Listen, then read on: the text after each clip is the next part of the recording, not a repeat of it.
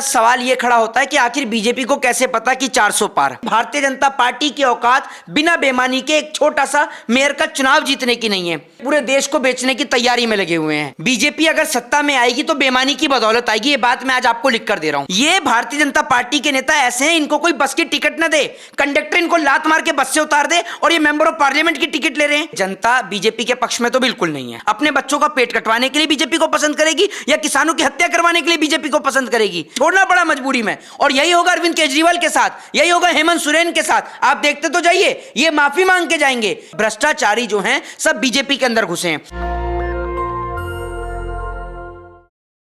TB अखबार कह रहा है इस बार 400 पार। जनता क्या कह रही है ये बताएंगे मोहित शर्मा और किसान नेता चौधरी जी। मोहित, 400 पार।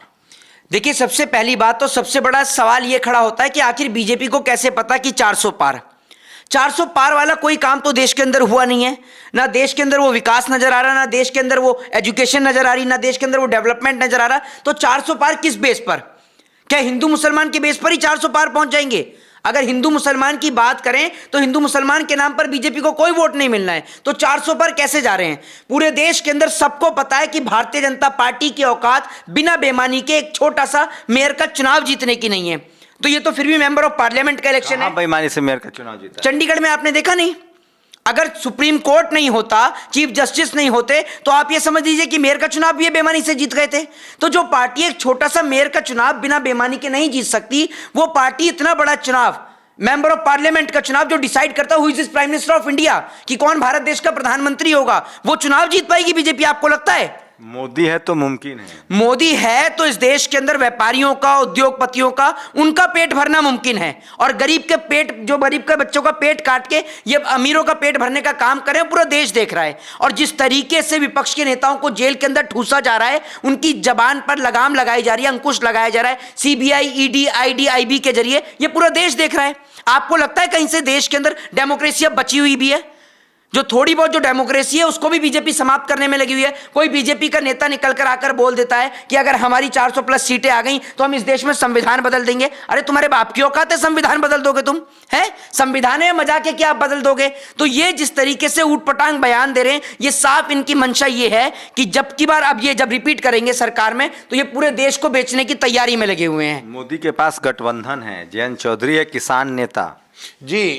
400 पार सही तो बोल रहे हैं, 205 लाख करोड़ तो ले आए। अब उसको अगले 5 साल में बोल रहे हैं कि मैं इसको 400 लाख करोड़ के पार कर दूंगा। आप समझ ही नहीं रहे। मोदी जी जो बोलते हैं ना, आप उसका एक थोड़ा सा देखा करो। जो बोलते हैं ना, मैं ना किसी को खाने दूंगा, चैन से किसी को खाने तो नहीं दिया, ना खुद खाऊंगा ना खाने दूंगा। खाया नहीं। अब देखो आ गया, बॉन्ड आ गया ना, उसमें सब पता चल गया। ईडी सीबीआई को घर भेजो, अगले दिन जिसकी टर्नओवर ही 10 करोड़ की है वो 500 करोड़ दे रहा है, जिसकी टर्नओवर 10 करोड़ की है। सर किसान को 6000 दे रहे हैं ना? नहीं, गौ माता को भी कटवाया जा रहा है। स्लॉटर हाउस वाला 250 करोड़ दे रहा है। मैं कह रहा हूँ किसानों को तो दे रहे हैं 6000। हाँ नहीं, उस 6000 से हो क्या जाएगा? 6000 से तो बुग्गी का एक टायर भी नहीं आता है। आप शंभू जी एक बात बताओ ना, उसी किसान का आप 6 लाख का पर ईयर का उसकी फसल सस्ता लेके और उसको 6000 रुपए दे रहे हो, वो 6000 रुपए बंद कर लो ना। कौन मानता है? जयंत चौधरी है बीजेपी के पास, इसलिए 400 पार। हाँ नहीं, 400 पार वो नहीं होना, कर्जा देश पे 400 पार होना है। जयंत चौधरी से फायदा है कि नुकसान? नहीं, जयंत चौधरी केवल अपनी सीट 2 निकाल सकते हैं। उसके बाद में उनके पास में अब मेरठ जितनी भी भीड़ गई है ना, एक भी जाट के गांव से एक गाड़ी बड़ौद से या ना बागपत से कोई कोई गाड़ी में गया ही नहीं है। उससे बोल दिया जयंत से सीधा तेरी बिजनौर और जहां जो तुम लड़ रहे हो वहां निकाल देंगे। और उसके बाद में हाथरस, मथुरा, अलीगढ़, ये बुलंदशहर सब माहौल चेंज है सारा। अच्छा, मतलब किसान कह रहे हैं कि जयंत चौधरी वाला जीता देंगे, बाकी बीजेपी को नहीं। बीजेपी वो नहीं, सारा सहारनपुर देख लो, मुजफ्फरनगर देख लो, कहीं की भी रिपोर्ट ले लो आप जाटों में। किसान ऐसे राजनीति करेगा? हाँ ऐसे राजनीति करेगा। उसमें कोई नहीं गया। आप गए ना ये मेरठ, उसमें बस खाली खड़ी रही है, लेकिन गया ही नहीं कोई, उसमें चढ़ा ही नहीं है। क्या इतना विरोध हो रहा है जमीन पर? जनता से डर रही है? देखिए मैं आपको बता देता हूं, जनता बीजेपी को बिल्कुल नकार चुकी है। बीजेपी अगर सत्ता में आएगी तो बेईमानी की बदौलत आएगी, ये बात मैं आज आपको लिख कर दे रहा हूं। कहाँ बेईमानी कर ली? कहां बेईमानी नहीं करी आप मुझे बताओ। अभी हाल ही का तो मैंने आपको बताया, चंडीगढ़ का मेयर का चुनाव, छोटा सा चुनाव होता है मेयर का, कोई इतना बड़ा चुनाव नहीं है। छोटा चुनाव नहीं मैं वही तो, जब जो पार्टी छोटे से चुनाव में बेईमानी कर सकती है तो सोचो बड़े चुनाव में कितनी बड़ी धांधली करती होगी। ये भारतीय जनता पार्टी के नेता ऐसे हैं, इनको कोई बस की टिकट न दे, कंडक्टर इनको लात मार के बस से उतार दे और ये मेंबर ऑफ पार्लियामेंट की टिकट ले रहे हैं। ये ऐसे लोग हैं जो पढ़े लिखे हैं नहीं, अनपढ़ जाहिल और गवार लोग हैं। आप इनको क्या समझते हैं इनको लोकसभा में भेजना चाहिए? ये ऐसे लोग हैं जिनकी जगह जेल के अंदर है। ये भ्रष्टाचारी इंसान है, करप्टेड लोग हैं सारे के सारे। वो हेमंत बिस्वा शर्मा बीजेपी का नेता नहीं पकड़ा गया है। मैं पकड़ा कैसे जाएगा? सब कुछ इनका है, सब कुछ इनका, पकड़ा कैसे जाएगा? वो हेमंत केजरीवाल कांग्रेस पार्टी के अंदर था, वो करप्टेड था।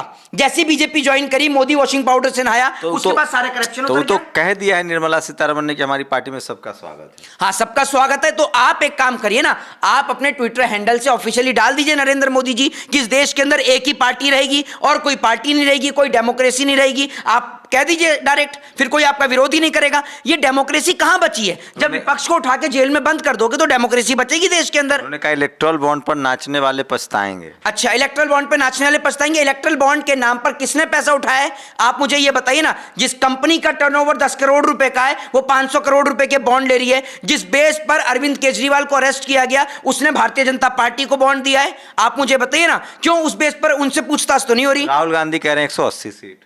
देखिए एक चीज मैं आपको बता देता हूं, विपक्ष जब तक एक ईवीएम को लेकर एक कड़ी मुहिम नहीं छेड़ेगा, तब तक 180 के 80 सीटें भी निकालना बेहद मुश्किल हो जाएगा। ये आप लोग जनता को गुमराह तो नहीं कर रहे हैं? ईवीएम से जनता वोट नहीं देगी, ईवीएम कहां से वोट ले आएगी भाई? देखिए एक चीज मैं आपको बताता हूं, ना तो हम कोई जनता को गुमराह कर रहे, पूरे देश के अंदर सब जनता ने देखा है कि कितने चुनावों में मशीन कहां कहां पाई गई है, ठीक है ना? तो ये कोई गुमराह करने वाली बात नहीं है। मशीन के कोई पैर तो वैसे जनता किसके पक्ष में, आपको क्या लगता है? देखिए जनता बीजेपी के पक्ष में तो बिल्कुल नहीं है, बिल्कुल भी नहीं है। जनता बीजेपी को क्यों पसंद करेगी? अपने बच्चों का पेट कटवाने के लिए बीजेपी को पसंद करेगी या किसानों की हत्या करवाने के लिए बीजेपी को पसंद करेगी? ये बताइए ना आप मुझे। या मणिपुर के अंदर जैसे महिलाओं को निर्वस्त्र कर घुमाया गया, उसके लिए बीजेपी को पसंद करेगी? किस लिए बीजेपी को पसंद करेगी?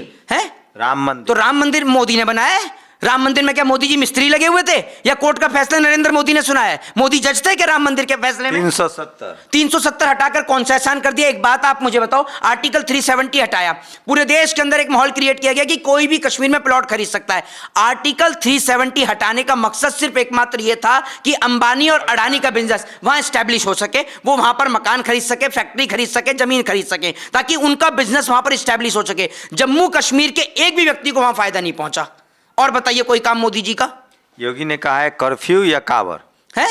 कर्फ्यू चुनोगे या कावर चुनोगे? नहीं, कर्फ्यू कावर क्या, एक बात आप मुझे बताइए, हमें तो रोजगार चाहिए, बेहतर एजुकेशन चाहिए, शिक्षा चाहिए, वो आप दे नहीं रहे हो। आपकी सरकार की औकात है नहीं कि बेहतर शिक्षा दे सके, बच्चों को रोजगार दे सके। कोई नए नए ड्रामे आप ढूंढ कर ले आते हो, कभी मंदिर के नाम पर, कभी मस्जिद के नाम पर। आप लोगों का यही ड्रामा है। आप खुद तो पढ़े नहीं है, आप जनता को भी नहीं पढ़ने देना चाहते। आप यही चाहते हैं कि आप और आपके बच्चे लाइफ टाइम तक इस देश के ऊपर राज करते रहें और हमें पागल बनाते रहें। हिसाब से कितनी सीटें अगर मैं आपसे कहता हूं कि आप ईवीएम को हटा के बैलेट पेपर से चुनाव करा लो।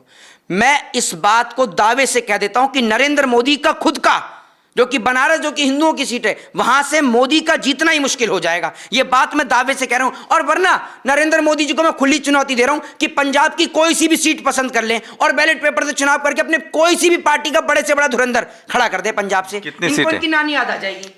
नहीं देखो शंभू सर, जिस हिसाब से ये लग रहे हैं ना, पहले से पहले ही अपना वो बना रहे हैं ना, ये जनता की माइंड में जो माइंड मेकअप कर रहे हैं ना कि 400 पार 400 पार, वो तो है नहीं। और डेफिनेटली 200 के नीचे तो भाजपा को रहना ही रहना है।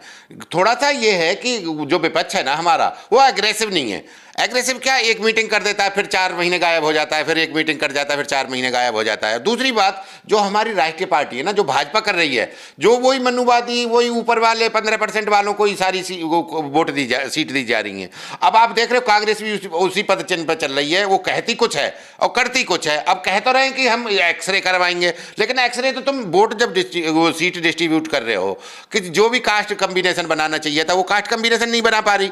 और देखो अब आप दिल्ली ही देख लो, इनको हाई कास्ट ही है। जो 75 साल से जो आप कह रहे थे वैशाली वाला, वही काम यहाँ है। जितनी भी सीट है ना, तो उन पर जो रिजर्व है वो तो रिजर्व है एक सीट, अदरवाइज उस पर ज़्यादातर कोशिश ये कर रहे हैं कि उसको हाई कास्ट को वो दे दिया जाए। अब जब हाई कास्ट उत्तर पूर्वी दिल्ली है, वहाँ मात्र 15% हाई कास्ट है, और वहाँ पहले भी सिटिंग है, एमपी भी हाई कास्ट का है, और उसके बाद में आज तक भी 75 साल से हाई कास्ट का ही एमपी रहा है। किसी बहुजन को, किसी पिछड़े को, किसी क्या नाम है अल्पसंख्यक को, किसी को टिकट नहीं कंसीडर करते हैं। तो वही काम ये कर रहे हैं विपक्ष। तो अब तो संजय सिंह की गिरफ्तारी हो गई, डर खत्म ईडी का। देखिए नहीं, एक बात नहीं, जमानत हो गई, जमानत देनी पड़ी ईडी को, मजबूरन देनी पड़ी, इसलिए देनी पड़ी, और कोर्ट ने जमानत दी, ईडी ने नहीं दी। ईडी कोई एविडेंस नहीं ढूंढ पाई, कोई प्रूफ नहीं ढूंढ पाई, कोई पुख्ता सबूत नहीं लेके आ पाई जिस बिहार पर संजय सिंह को जेल के अंदर रखा जाए, इसलिए छोड़ना पड़ा मजबूरी में। और यही होगा अरविंद केजरीवाल के साथ, यही होगा हेमंत सोरेन के साथ। आप देखते तो जाइए, ये माफी मांग के जाएंगे।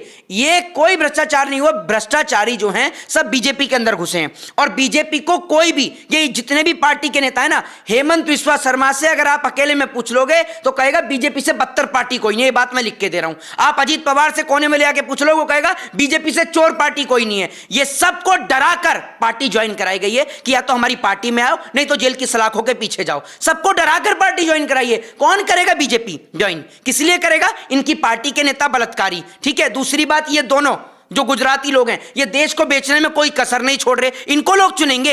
आपको लगता है अपने बच्चों का बेड़ा गर्क कराने के लिए? अभी उसका स्टेटमेंट सुना होगा रूबिका लियाकत का, क्या बोल रही हैं कि मेरे प्रधानमंत्री हैं, मैं तो उनको डिफेंड करूंगी। मतलब पत्रकारिता में भी अब ये हो गया कि मेरे और तेरे, ये वाली बात आप सोच लीजिए। और भैया आप नहीं डिफेंड करेंगे तो कौन करेगा? राहुल गांधी को धमकी दे रहे हैं। राहुल गांधी भी क्या पत्रकारों का बैंक बैलेंस बढ़ा? बैंक बैलेंस किसका नहीं बढ़ा? सब इन पत्रकारों का ही तो बैंक बैलेंस बढ़ा है। ये जो आप ये सोचिए, जो तिहाड़ का जो है वसूली चौधरी, आज ये पत्रकार बन के बैठा है, मोदी जी की वाहवाही कर रहा है, उनका गुणगान कर रहा है, तभी तो पत्रकार बन के बैठा हुआ है। ये सारे पत्रकार क्या कर रहे हैं? ये इंक्वायरी सबसे पहले बैठनी चाहिए इन पत्रकारों के ऊपर जो गोदी मीडिया के हैं। राहुल गांधी ने भी धमकी दी है कि हमारी सरकार आई तो सबका इलाज होगा। क्यों नहीं होगा? बिल्कुल होगा। मैं तो आपसे ये कह रहा हूं कि आप जैसे लोग जो चुनाव लड़ रहे हैं, आप लोगों को आगे आना चाहिए और हिसाब आप जैसे लोगों को करना चाहिए। ब्रॉडकास्ट मैनेजमेंट आप लोगों को संभालना चाहिए, ताकि आप जैसे लोग आकर कम से कम इन जैसी जो व्यवस्था है, इस देश की कुव्यवस्था है, इसको सुधार सकें। आप जैसे लोगों को आना चाहिए आगे। पब्लिक में मैं भी जा रहा हूं, विपक्ष सरकार से डरी हुई है, सरकार जनता से डरी हुई है। सवाल यही है कि अगर जनता वोट नहीं देगी तो कहां से 400 आएगा? आप लोगों को क्षेत्र में क्या है? आप लोग भी अपनी राय हमें दे सकते हैं कमेंट सेक्शन में कि 400 पार या इस बार नाव डूबेगी। कैमरा आशीष के साथ शंभू कुमार सिंह, नेशनल दस्तक, दिल्ली। नेशनल दस्तक की आपसे गुजारिश है कि अगर इसको बचाना चाहते हैं तो नेशनल दस्तक को सब्सक्राइब करने के लिए रेड कलर के सब्सक्राइब बटन को दबाएं, फिर बेल आइकन की घंटी दबाएं। नेशनल दस्तक को बचाने के लिए बहुत जरूरी है कि हर खबर को शेयर करें, लाइक करें, कमेंट जरूर करें।